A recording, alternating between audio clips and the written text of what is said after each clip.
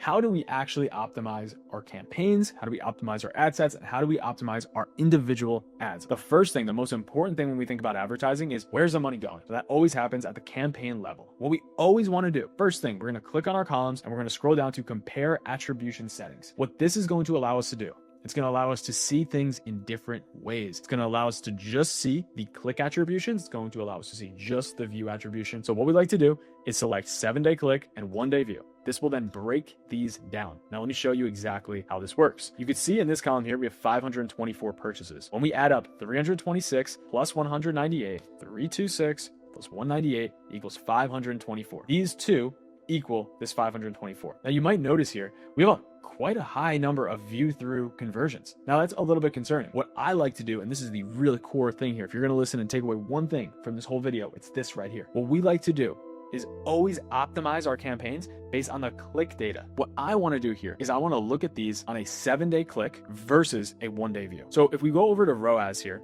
and we just were trying to make optimizations based on our return on ad spend, you probably consider pushing more into this campaign because it has a 4 return on ad spend, and you definitely want to push into this campaign where it has a 5.24 return on ad spend. You probably want to pull out of this and reduce here, right? You'd want to reduce budgets where your overall return on ad spend is lower and allocate to places that they're better. This is a very common practice. Yes, there's parts of this that are true. However, you're going to do this a little different now. Instead of just moving all your budgets around, you're actually going to look at the 7-day click conversions and then move your budgets according to that. So what we can see here is according to our 7-day click, this campaign here, despite having one of the lowest return on ad spends overall, has one of the best 7-day click return on ad spends. That to me is a really strong indication that we should be spending more money into that collection very quickly. And where should we be pulling that from? I think it's obvious. We should be pulling from this campaign here, where it has a very high view through conversion ROAS and a very low click through conversion ROAS. So we're shifting money using the 7-day click. What's cool about this is you don't actually just need to do this on ROAS. You could do the same exact thing on a cost per purchase. Cost per purchase is usually the easiest way to optimize. Basically,